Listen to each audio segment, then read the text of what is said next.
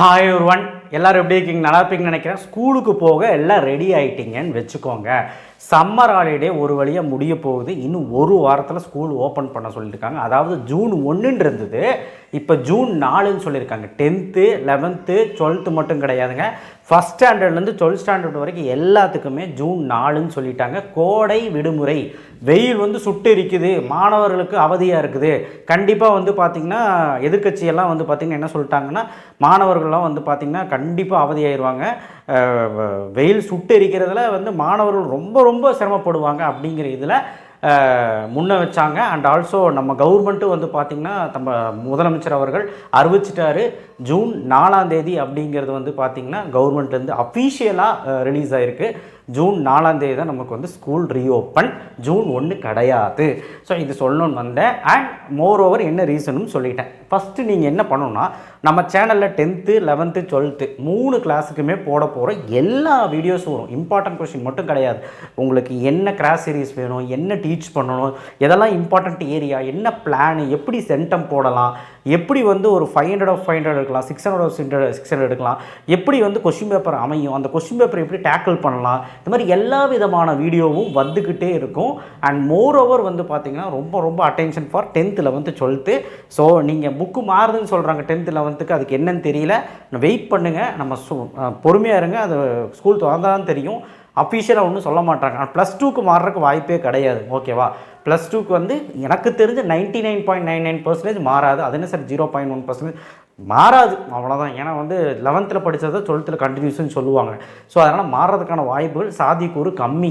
First ஸ்டாண்டர்ட்லேருந்து 3rd ஸ்டாண்டர்டும் போது தான் புது பாடத்திட்டமாக என்னமோ வருதுன்னு சொன்னாங்க. ஆனால் 10th 11th 12th பற்றி எந்த அப்டேட்டும் சொல்லலை. பொறுத்திருந்து பார்க்கலாம். ஓகேங்களா? ஜூன் 4 தானே ஸ்கூலு. அதனால் +2லாம் பேனிக் ஆக வேண்டாம். ஐயோ நம்ம படிச்சுட்டு இருக்கோமே அதே புக்கு, எந்த பேனிக்கும் ஆக வேண்டாம். புக்கே மாறிச்சுனா கூட சிலபஸில் ஒரு சில விஷயங்களில் மாறும் தவிர அதே கண்டென்ட் தான். ஆனால் மாறாது, 99.99% மாறாது, பயப்படாத. ஸோ ஒன்ஸ் அகெயின் நான் சொல்லிக்கிறேன், ஜூன் 4 தான் உங்களுக்கு ஸ்கூலு. ஸோ ஜாலியாக இருங்க. இனி என்ன 26 ஆயிடுச்சு, இனி ஒரு 4 5 9 நாள் இருக்குது, 8 நாள் இருக்குது. ஸோ ஜாலியாக நீங்கள் வந்து இருக்கலாம். அண்ட் +2 பசங்களுக்கு நான் சொல்கிறது ஒன்று தான், இப்போவும் படிக்க ஆரம்பிக்கலன்னா அட்லீஸ்ட் இந்த 1 வீக்காவது ஒழுக்கமாக ஷெடியூல் போட்டு ஒரு 3 hours முடிஞ்சால் படி.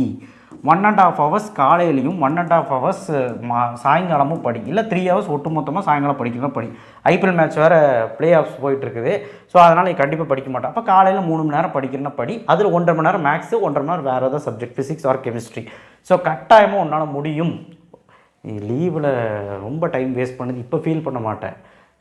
எப்போ ஃபீல் பண்ணுவேன்னா, உன்னுடைய அந்த ஸ்கூல் ரீஓப்பன் ஆகி டைம் கிடைக்காம ஓடுவ தெரியுமா? உனக்கு வந்து படிக்க முடியாமல் அப்படியே எழுத கொடுப்பாங்க, ஒன்றுமே பண்ண முடியாது. கண்டினியூஸாக டெஸ்ட் வச்சு கொண்டுருவாங்க, உன்னால் ஒன்றுமே பண்ண முடியாது. அப்போ உனக்கு தெரியும் முன்னாடியே நம்ம படிச்சிருக்கலான்னு. தேவையா?